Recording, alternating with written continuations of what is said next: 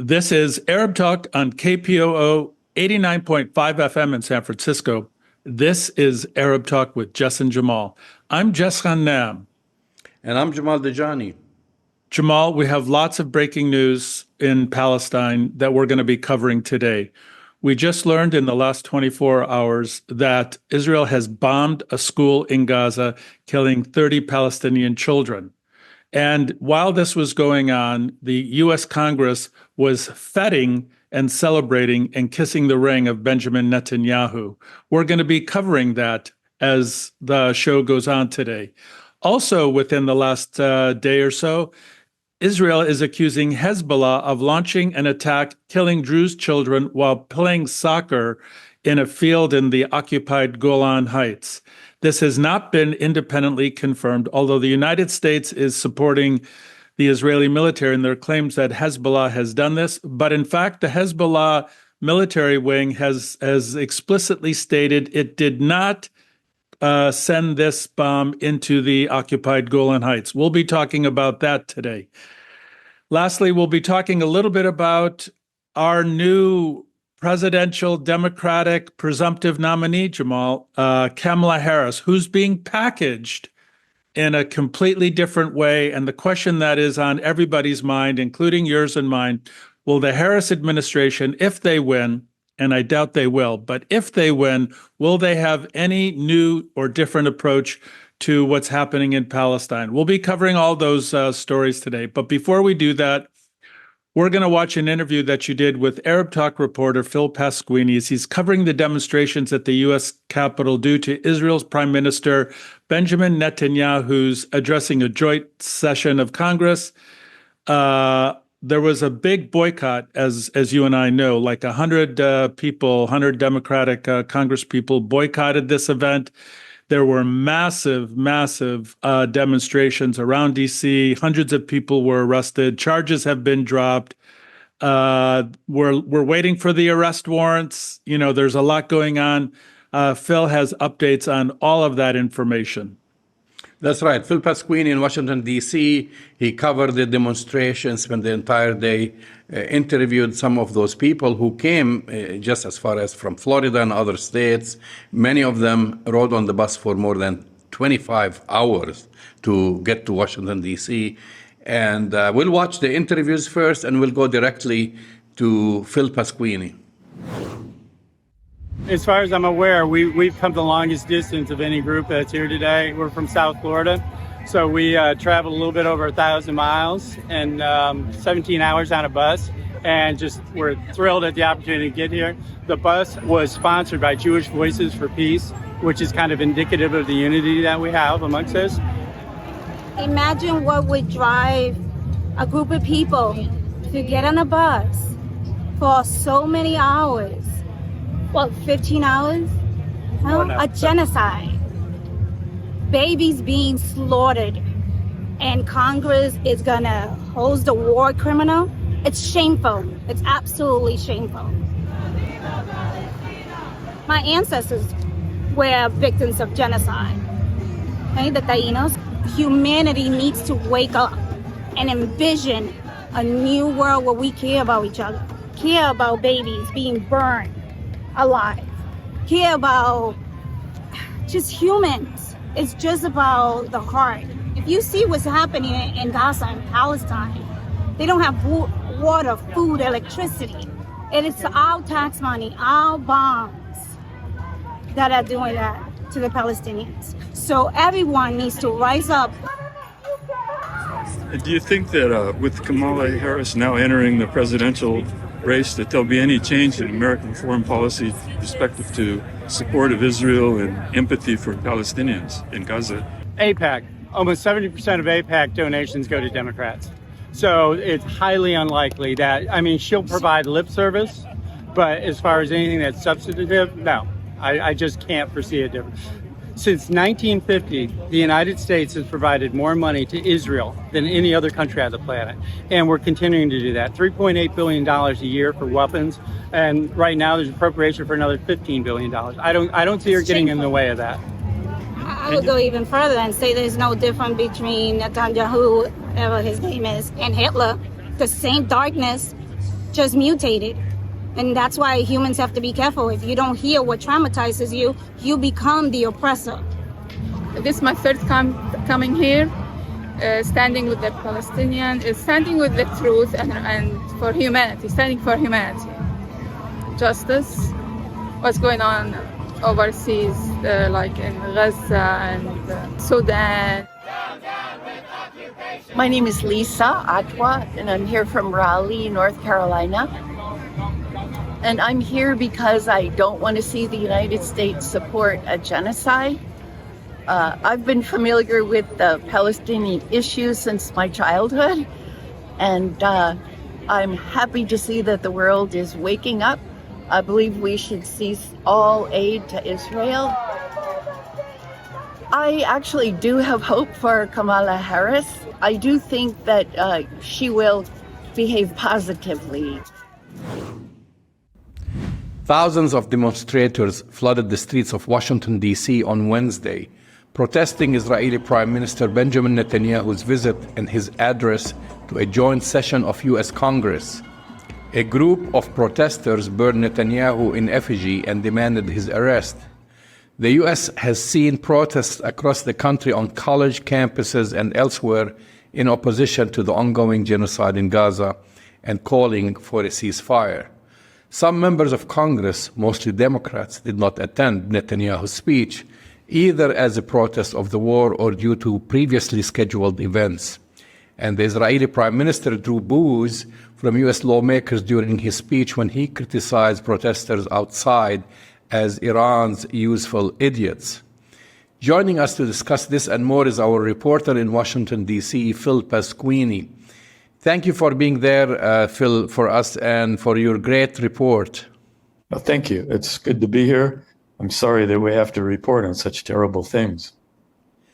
So some of the demonstrators you interviewed came from South Florida, many of whom spending 15 plus hours on buses. What motivated them to show up in D.C.? Well, they each had their own separate motivation, obviously. But they spent over 30 hours on a round trip, which speaks highly of their commitment. The lady who I spoke to is of Carib Indian origin, who, as she pointed out to me, has suffered their own genocide in the development of Florida and in U.S. history. So she was motivated to see any genocide brought to an end. The gentleman that I spoke to was motivated out of humanistic terms. He felt compelled to say something, to be somewhere, to witness something, to stand up to Netanyahu's propaganda that he was about to spew in Congress. And so they both had really strong motivations, but they were a group of 50-some people on a bus, and it was put together rather hurriedly at the last minute. I think when you play the interview, you'll realize, how rapidly this all occurred. And people in the middle of the week, as he noted, it was surprising they got as many people as they did. They didn't know what to expect as far as turnout went. But so many people are committed to seeing an end to this war and the end to the genocide that they were absolutely committed to put their own personal lives aside in order to be at this historical event, but also to contest Netanyahu's presence.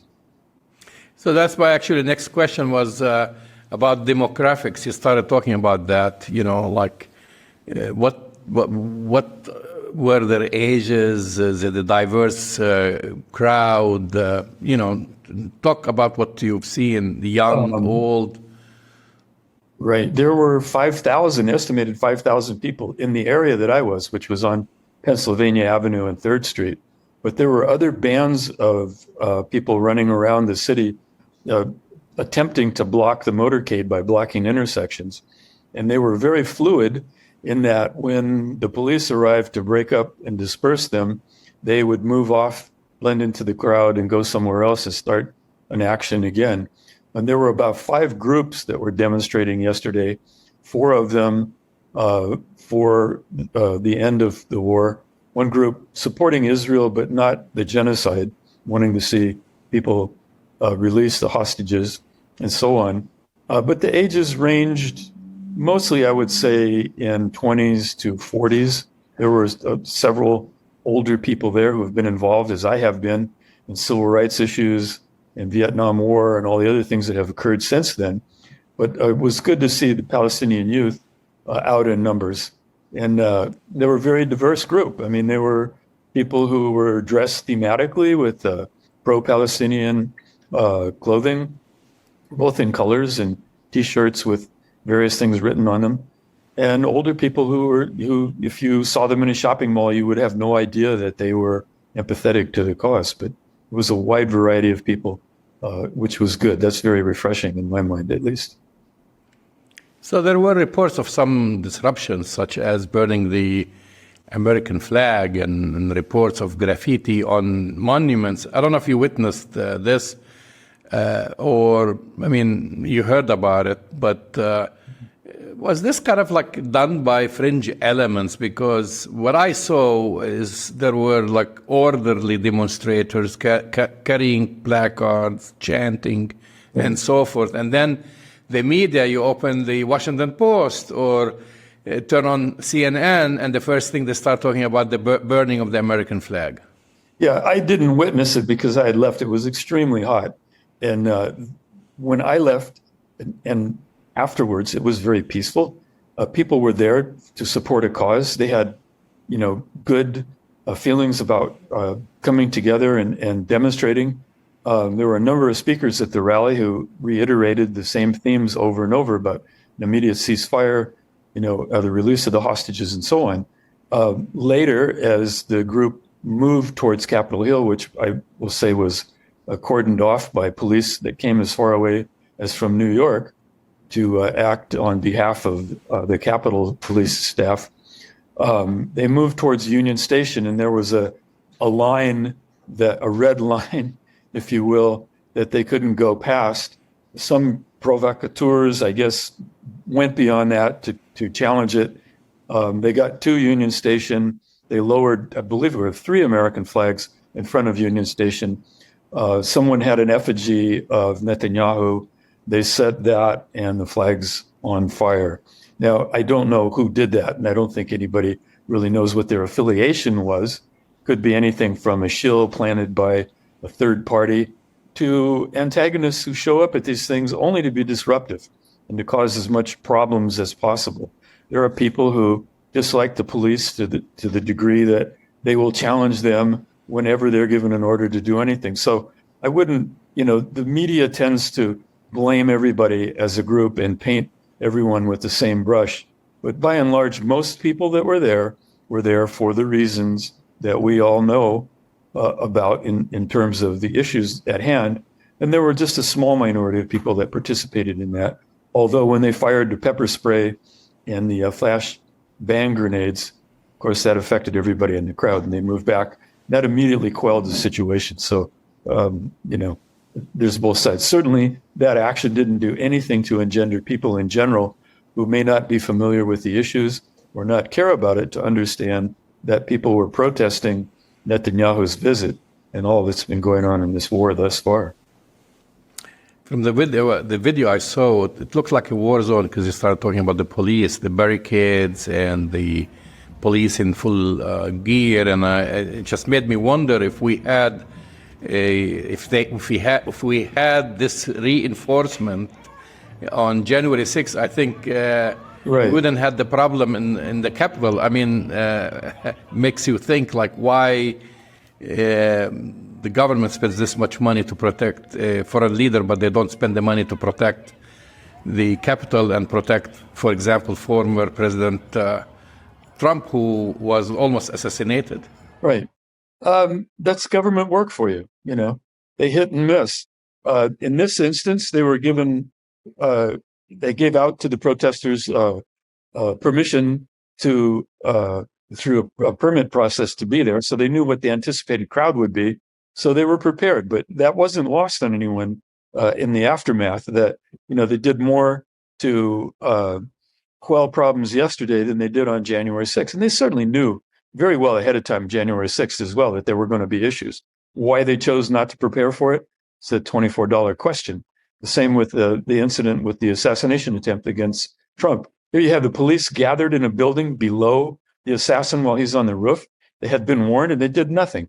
And so, we see this kind of thing time and again where they miss the big clues because they're looking for the small clues.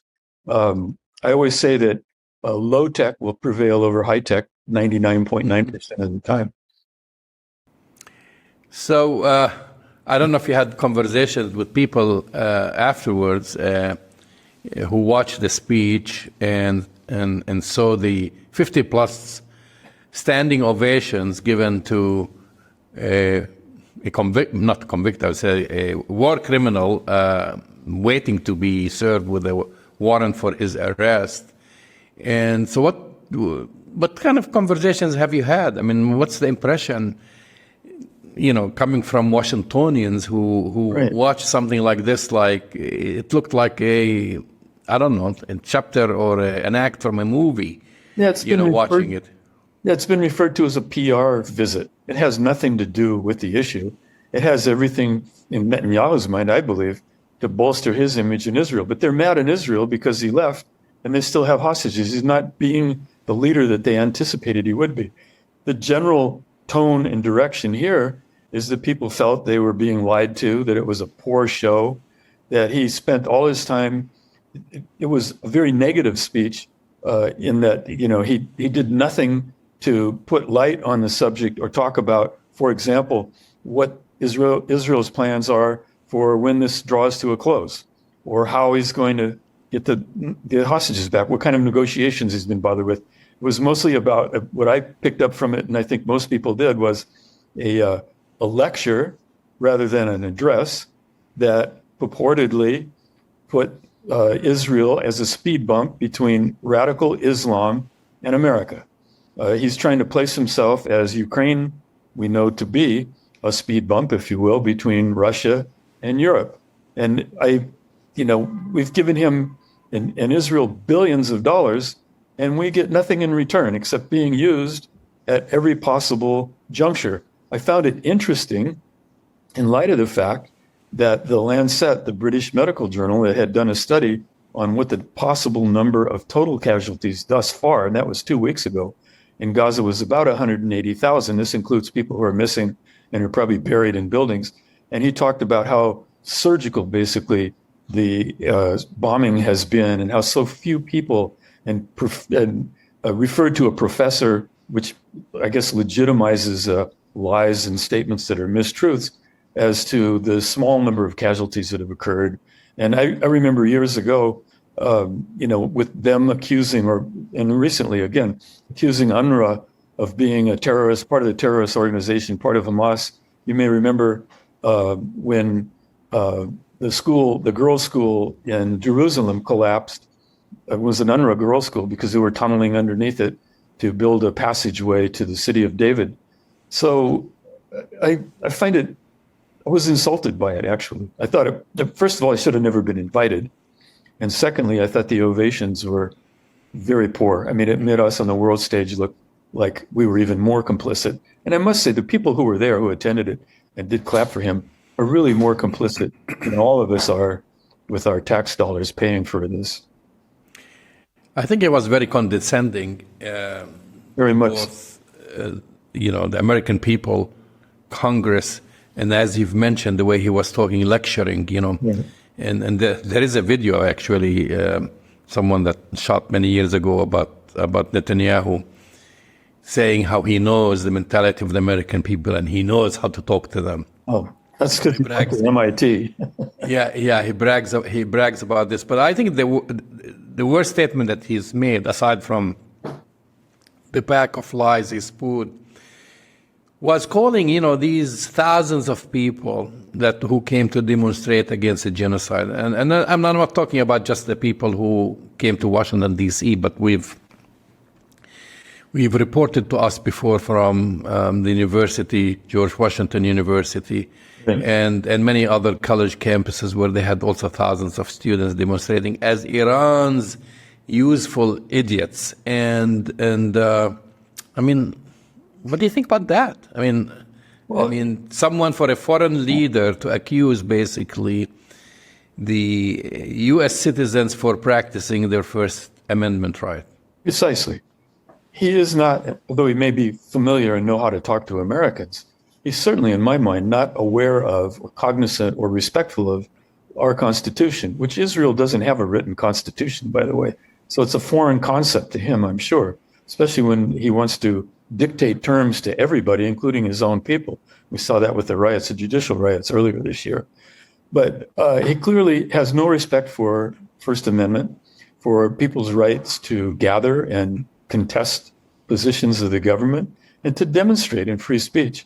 And by calling people useful idiots, he's exercising a First Amendment right that he doesn't have as an American citizen, but that he's more than happy to use in order to vilify somebody else. It's not unknown in American politics or in discussions where people disagree.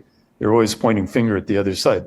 But I was very insulted by that. People were there for very good reasons, and there were convictions from their hearts, not from being dupes of Iran, as he proposed. So those narratives, unfortunately, are thrown out there. People who don't think about what is going on or are unfamiliar with the history or don't really know what's happening with the situation fall for that as bait. Now it makes, in his mind and in other people's minds as well, that protesters are there just to cause aggravation and pain and really are just dupes or shills for the Iranian government. But that's not what I've seen in covering Gaza for the last 25 or 30 years. They're people of conviction, religious people, political people, moral people, and human beings. There's compassion. He lacks compassion. He lacks empathy. He lacks any kind of sense that a leader should implore and bring. His speech to Congress, to me, was nothing more than talking to his given audience. And as you know, the majority were GOP members who maybe some of them didn't believe everything they heard, but it didn't refrain them from clapping and cheering him on. He also slammed those accusing Israel of genocide, suggesting that such accusations were anti-Semitic. But many of these people who were demonstrating are members of Jewish Voice for Peace. And you've interviewed members of Jewish Voice for Peace, and I actually find them more active and more vocal than many other groups. What do they have to say about this when they are accused, of being anti-Semites? Well, the term often used between Jews is that you're a self-hating Jew. And, we saw everything from rabbis. I saw people walking around with yarmulkes. The Jewish Voice for Peace were there. There were other independent people, not belonging to any organization, Jewish organization, who had T-shirts on that said, Jews for humanity, Jews for peace, Jews for Palestine. Many of the students that I talked to at GW when we reported on that earlier this year, the student leaders were Jewish students. They weren't anti-Semitic. They were Jews expressing their views. And to throw that card out is just a cheap shot to me. It's not acknowledging that people have moral convictions, irrespective of their differences, of their religious ideology, and so forth. And that kind of narrative cheapens the whole argument. It makes him look stupid in my mind, even though he's willing to put it out there. It's often used. And he's coming, remember, from a hard right-wing nationalist ideology. So, yes, that's used a lot. Now, the rabbis from New York who hold up their signs and appear at a lot of pro-Palestinian protests were there in great numbers yesterday. In fact, if you look at the photographs that I sent you in the front row, there are many of them. The authentic rabbis, they refer to themselves as, they see Israel not as a country, but as a religious undertaking. So we have this dichotomy of Jews pointing the finger at other Jews and other individuals calling them anti-Semitic. But that to me is just playing a card that they're certainly anti-Semites. There's no doubt about that. And people do suffer from that and have for far too long. But that's not what people's convictions are that are there, by and large, for the most part. We can't go over all the lies and myths and misconceptions that he tried to kind of pass along in Congress, but a few things kind of like jumped at me. One of them also is his slamming Netanyahu's, specifically slamming the International Criminal Court's allegations that Israel is starving Palestinians in Gaza. calling it, and I'm quoting here, utter and complete nonsense and a complete fabrication. But according to the UN, 96% of the population of Gaza currently faces crisis, and that's their quote, or worse levels of food insecurity. And humanitarian aid workers say the war and restrictions imposed by the Israeli government on aid access to Gaza have brought the Strip to the brink. I mean, how many lies do you think he was able to peddle? It seemed to be like as if he was coming to Congress, not just like, the usual PR and give me more money and more weapons, but it's kind of, he's just like going to defend himself, defend Israel's actions for genocide, defends the charges against him as a war criminal by the ICC, deny that there is starvation, deny that this war, which killed so far more than 38,000 Palestinians, that's non-existent. And then, how do you juxtapose this with the reality?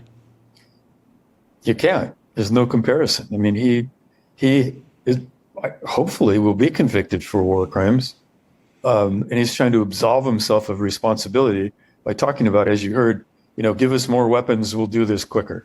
He's not going to eliminate Hamas. That's not a possibility. If he did affect Hamas so gravely that it was wounded and went into remission, somebody else would step up and take over the rights for Palestinians and their causes.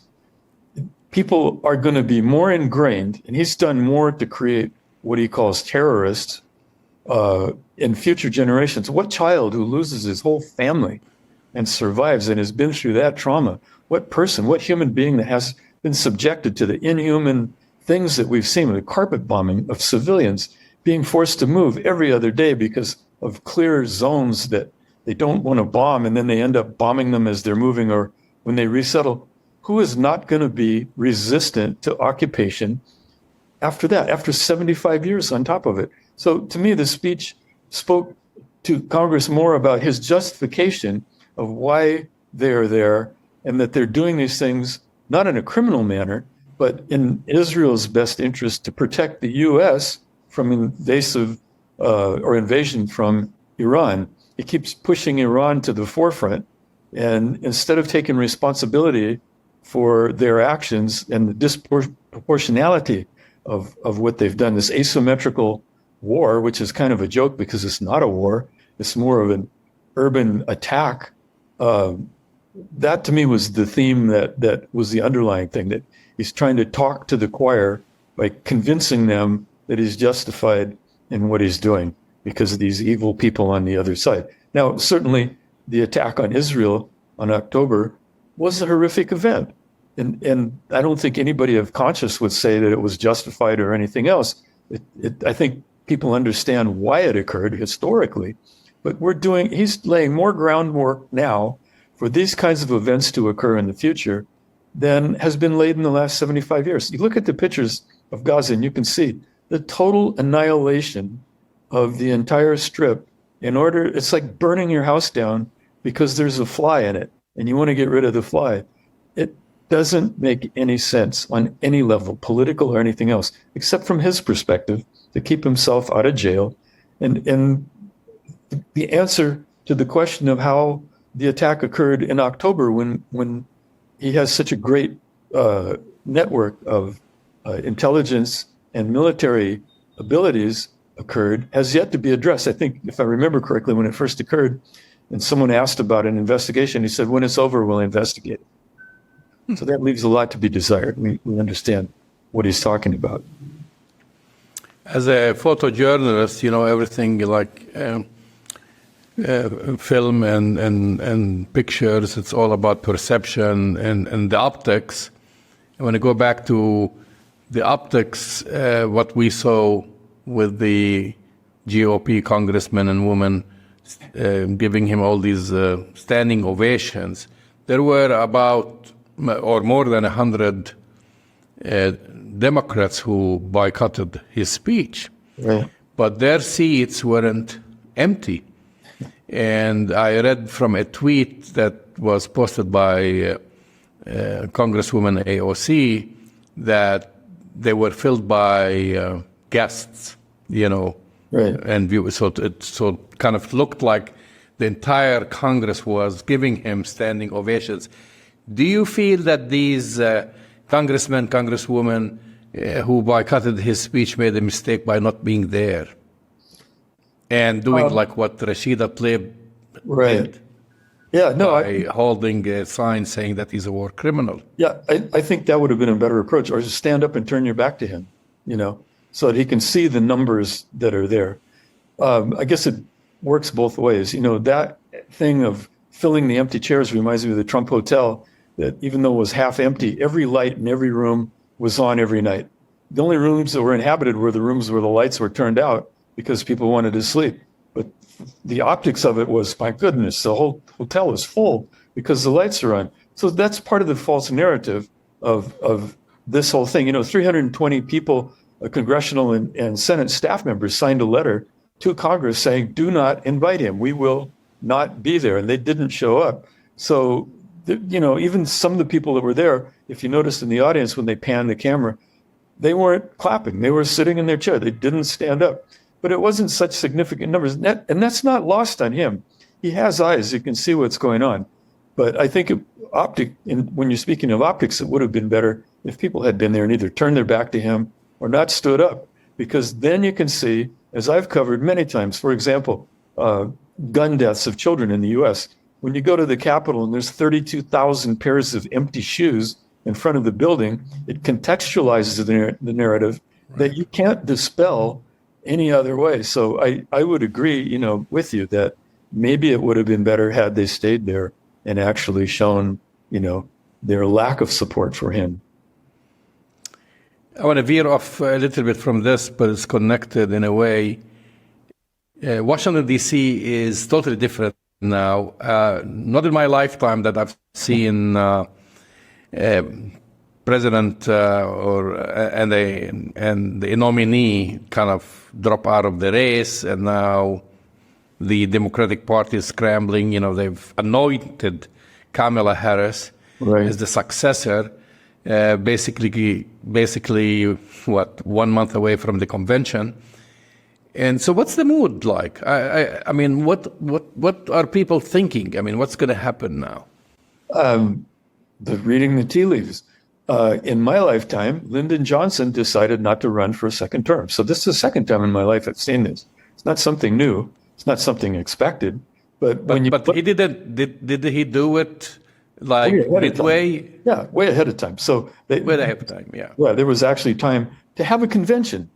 I would love to see us have a convention finally in this country where candidates actually stand up and speak about what they stand for so that people can decide who is the best candidate. Obviously, in this case, time is short. Biden most probably wouldn't last another 4 years in terms of just seeing him and what he looks like and how he's been able to handle himself. Having somebody step in like Kamala Harris, who is articulate and bright and was a former prosecutor, I think is a good thing in terms of countering the threat that Trump represents to our democracy. But what I've seen is people very positive about her entering the race. The people that I've talked to have felt really strong that this is the only way we're going to be able to counter Trump and to see us not put our democracy into jeopardy because of this concept of 2025, which he claims he knows nothing about, and his ultra-conservative attitude about what's going on. It's too late, obviously, to put this decision off until, or at least in my mind at any rate, until the convention. But who knows? Politics have moved in very strange ways these years. And I laugh because I'll see the talking heads out there and they don't know what to make of it anymore. There's no historical precedent.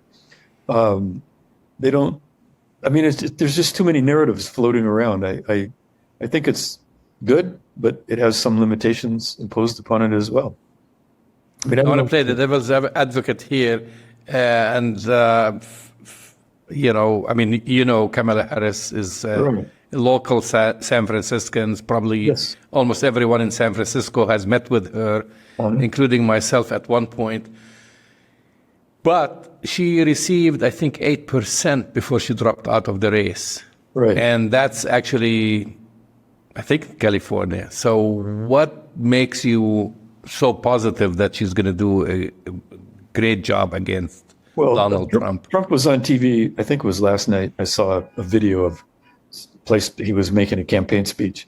And it's the same old diatribe, the same noise, the lack of any kind of energy about it, where she's very articulate and she's sharp. Joe Biden missed the boat when he was debating Trump. Trump made some points that he could have easily picked on and thrown back on him, but he looked like he wasn't really clear on what he had said. She's not that way. I think, that people are falling behind her, as I said before, because they want something to counter Trump with, and she's the best choice at this point. I know her, obviously, from San Francisco in terms of her political life there, and also when she went to Sacramento and was the state attorney general. She was both controversial and held in high esteem, as all politicians are. I just think my own opinion at this point is that she would be a good candidate for president because she's able to counter the tried and true ad nauseum Trumpian definition of the world, which I don't want any part of. It's just not what we're all about. The divisiveness. I mean, you can see even before the first mention of her being a possible candidate, he was already on the race card and calling things about women and, the usual. It's just repeated so many times that it's propagandized. And the news cycle is the same way. I mean, they look at how they beat the issue of age. Age became a deficit for Biden, but it wasn't an issue for Trump. And those narratives that they set really help create the agendas that all of us have to live under. They're the tastemakers and the placemakers and the power brokers. And when you look at, as was released recently, what did she raise? $100 million, I think it was. In 24 hours. Yeah. And so what are we talking about? An election or a campaign to raise money? American politics have become all about money, like everything in this life at this point. Seeing the monetization of a democracy, as somebody once said, we have the best well-oiled government money can buy, It plays right back into what we all know. Well, as always, Phil, thank you for your excellent reporting, and hopefully we'll talk soon. Okay, good. Thanks. And we'll keep you posted from Washington as things keep going forward. Well, that's the voice in the face of Arab Talk reporter Phil Pasquini giving us an update of the protests in Washington, D.C. at the joint session of Congress where, basically war criminal Benjamin Netanyahu gave a joint address and was given a standing ovation. In the midst of that, hundreds of Democratic lawmakers were boycotting his talk, and there were thousands upon thousands, tens of thousands of protesters outside that Phil interviewed. And it seems like, as we've been saying, Jamal, the groundswell of Palestine solidarity work has just been growing exponentially. This was a big protest, and people have very strong opinions about Benjamin Netanyahu and the U.S. government's policy in Palestine. You said that they gave him a standing ovation. I think we lost count. Some people say they've given him something like 49 standing ovations. Others say 58 standing ovations. But anyway, more than 50 standing ovations. I mean, this is a foreign state leader who, by the way, the ICC, International Criminal Court, is waiting to serve him with a warrant for his arrest, meaning he cannot go to any country that is a signer or part of the, of the ICC, basically rules. And he's given these standing ovations. A couple of things before we go to our next story, I want to talk about this.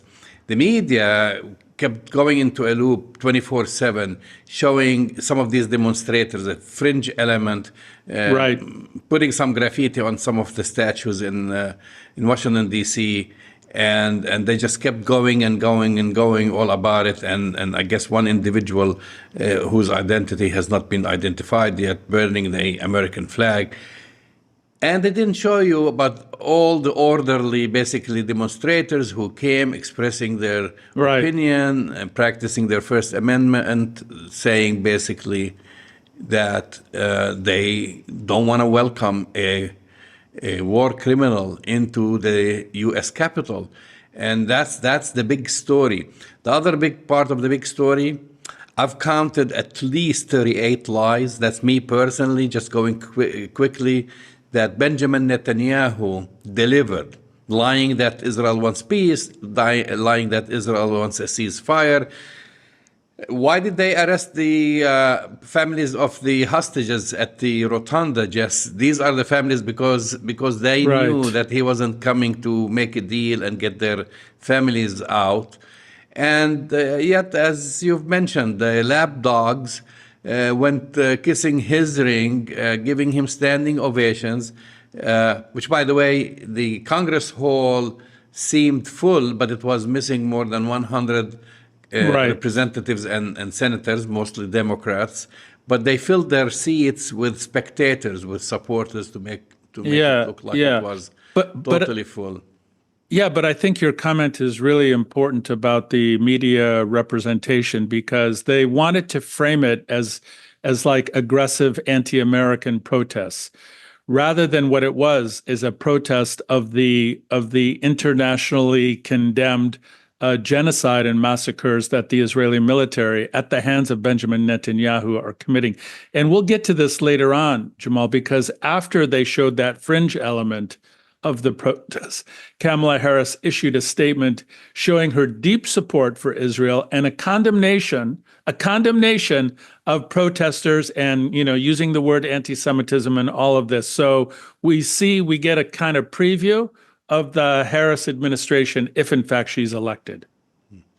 So meanwhile, Israel struck and hit a school being used by displaced Palestinians in central Gaza on Saturday, killing at least 30 people, including several children, as basically Netanyahu, having his tour de force in the United States. At least 7 children and 7 women were among the dead. These are the latest number. It's a girls' school in Deir al-Balah, adjacent to Al-Aqsa Hospital. And of course, as usual, Israel lies. Its military spokesman said that they were targeting Hamas. Benjamin Netanyahu stood in front of the entire United States Congress, minus the 100 plus, and in the entire nation, lying, saying that Israel does not kill civilians. The Israeli military don't target civilians.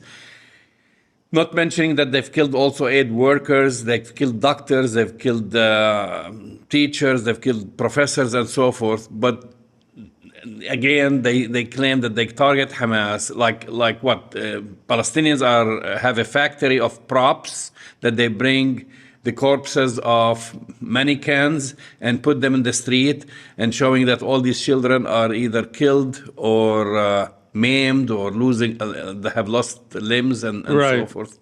So, and this is a story, by the way, when I read about the children, this was reported by the Associated Press journalists who saw firsthand a dead toddler in an ambulance. He was crying as he was reporting on that, and the body is covered with blankets, and inside the hospital, just like a total slaughter, full of body limbs and blood, and yet they tell you, Israel doesn't kill civilians. Well, Jamal, that's part of the propaganda that the Israeli military and Benjamin Netanyahu's government has been perpetrating. But that's not the part that I'm surprised about, because we expect the deliberate lying and dissembling of the deliberate targeting of civilians, especially women and children. The real issue, and this is the story which we don't have time to cover today, we'll cover it later, is the complete silence of the Biden administration, despite all the red lines. So here are the Biden red lines, Jamal. Don't go into Rafah. Stop killing civilians. Let food and water and medicine in. But the reality is that Israel's genocide and targeting of Palestinian civilians and forcing starvation on 500,000 civilians in Gaza right now continues unabated. The Biden administration, Jamal, which Kamala Harris is part of, is giving the Israeli military and government free rein in Gaza right now. No red lines, no stopping, no condemnation. Come to the U.S. Congress and we'll celebrate this genocidal war criminal. So I think that's part of the story here, is the complete silence of the Biden administration again. So comes with that, and this is, I have to say, it's an unverified leak that said that the Biden administration had given Benjamin Netanyahu the green light to attack Hezbollah. And, Right. Surprise, surprise, then we have this attack on the Syrian-occupied Golan Heights, because the media does not specify that these are occupied Right. territories, which killed Right. 12 people, mostly teenagers and children, on a soccer field. And now Israel immediately went and struck Lebanon and upped the ante, and they've been making all these statements. We gotta respond to Hezbollah. We gotta, extract revenge. Of course, the people who were killed are Druze. Okay, these are Syrian Druze. Many of them hold the Syrian passport because this is... That's right. Occupied land. Occupied land, despite Israel's annexation and despite President Trump accepting that annexation. And I find this very strange because just the minute we hear about that Israel was given the green light to respond to Hezbollah, that this incident happens. And guess what? Like, okay, if you're going to have this incident because Israel does not want to sacrifice its own people, all of a sudden, everyone who was killed is basically a Syrian Druze. Exactly. They weren't settlers in the north of Israel, and all of a sudden now Israel want to protect the Druze. Those are the Druze that live under occupation. And which makes me wonder, number one, Hezbollah denied that immediately and said, we never struck the Golan Heights. We haven't struck the Golan Heights, and we have no plans to. Why should we? These are like, we target Israeli, Exactly. kibbutzes and villages and whatever. We're not going to target basically the Golan Heights where Syrians live there. We've never planned to do that, and we have no intentions on doing this. But Israel is now going to use this, if the leak is true, as a pretext to launch an all-out war, because, Benjamin Netanyahu doesn't care what happens to Palestinians, Lebanese, Syrians, you name it, as long as he stays on his seat. That's right. So that might be now, there is too much pressure on him on the Gaza front, and now he wants to open another front. Well, he wants to open two fronts, Jamal, right? He wants to open a front with Hezbollah, but let's not forget that he has, in fact, opened the front with the Houthis in Yemen right now. So I think your analysis makes a lot of sense. They're getting ready to, quote, wind down the genocide in Gaza and are ready to launch two other fronts. I think it's really self-destructive from a lot of points of view. I'm reading from his cabinet members saying that they're going to turn Lebanon back to the Stone Age. Stone Age, right? That's what they said about. That's what they said about Gaza too, Jamal. Yeah, well, I think they're gonna face few surprises in Lebanon. That's I think. my prediction. Well, put it this way: Hezbollah is formidable. The Houthis are sending drones into Tel Aviv, so the idea that they're going to do something, unencumbered and so easy with the Houthis or with Hezbollah is really delusional. And I think this calculation is going to be a huge, huge mistake for the Israeli military. So we have a couple of minutes, Jess. I want to hear your comments about this statement that was published in the Washington Post, and of course it also was seen on TV. Vice President Kamala Harris, who is going to be the nominee of the Democratic Party, says she will not be silent in the face of Palestinian suffering. And that's like the first statement she made, and she said, we hear you, talking to the people here who have been calling for a ceasefire, and people are interpreting this as a shift in the tone Oh of my God. the administration saying Oh my that, God. Jeez. there might be something different. And so what do you think about that? Well, I have one word to summarize Kamala Harris's statement and the media's response. Rubbish. It's complete rubbish, Jamal. I mean, saying that she hears the suffering of Palestinians in Gaza not only is insulting and ridiculous, because what she's not saying is the word genocide. The word that she's not saying is massacre. The word that she's not saying is illegal occupation. And what she is saying is that Israel has the right to defend himself. So this packaging of Kamala Harris as somehow being tough with the Israelis and a new policy is rubbish, Jamal. There is no daylight between Kamala Harris and Joe Biden in terms of their policy towards Israel. And somehow saying she feels for the suffering of Palestinians is such a profound insult to every Palestinian that it's ridiculous how she's being packaged right now. So, and I think that's kind of the feeling among Palestinians, and no one believes Kamala Harris, Jamal. I mean, the way she's being packaged right now, oh, she's going to beat Trump, the polls are closing, blah, blah, blah, blah, blah, blah. It's interesting how the media has gotten on the Kamala Harris bandwagon and are trying to package her as being something that she's not. You've been listening to Arab Talk on KPOO San Francisco, 89.5 FM. Go to our website, arabtalkradio.com, to download the latest shows, and we'll talk to you next week. We'll see you next week. Thank